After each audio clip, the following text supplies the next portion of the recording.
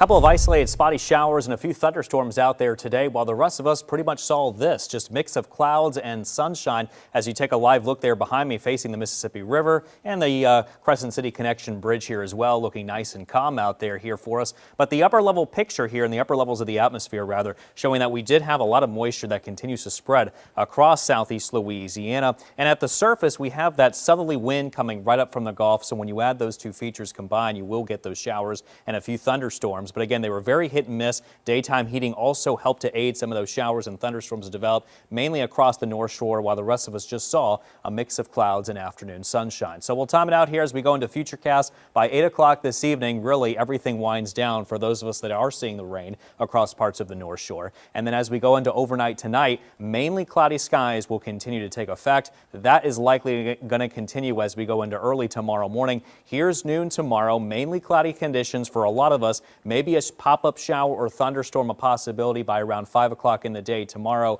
before diminishing by 8 o'clock in the evening hours. And that's pretty much going to be the case here coming up over the next several days, these pop-up showers and thunderstorms. And that's why we do have the rain chances anywhere between 30 to 40% at least through Friday. So looking ahead here on the bigger picture again, you see as we go into early next week on Tuesday, there's a couple of other features that I'm watching. We have that southeast wind coming up from the Gulf, so that's going to help increase the moisture at the surface. And then you have a cold front position just off to the north of us. So that's another lifting mechanism, if you will. And another lifting mechanism is going to be what we have with these called upper level disturbances tracking through our atmosphere here across the Gulf Coast. So we do have a lot of energy to allow showers and thunderstorms to develop as we go into the early to mid part of next week, even going up towards Thursday, still looking at shower and thunderstorm developmental chances here. That front is not expected to make its way through southeast Louisiana. It's going to be turning nearly stationary by Friday and is likely even going to weaken and dissipate. But because we have some of that energy from that frontal boundary along with that south wind coming up from the Gulf, that's going to allow more showers and thunderstorms to continue to develop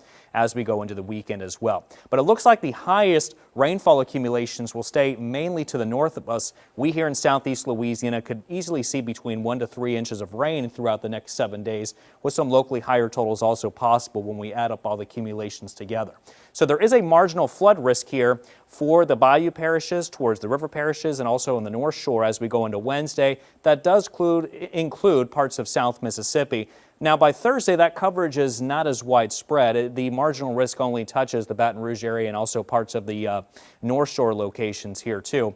Now, as far as what we see right now, it's still pretty breezy, 10 to 15 mile per hour winds. Temperatures currently into the mid-80s. And as we go through the rest of this evening, temperatures will be dropping into the 70s tonight with mostly cloudy skies. I do have our lows into the low 70s, North Shore, mid-70s, South Shore, with high temperatures tomorrow into the mid to upper 80s. And it's likely going to stay that way here coming up over the next 7 days. All right, let's get to your WDSU First Warning 7-day forecast.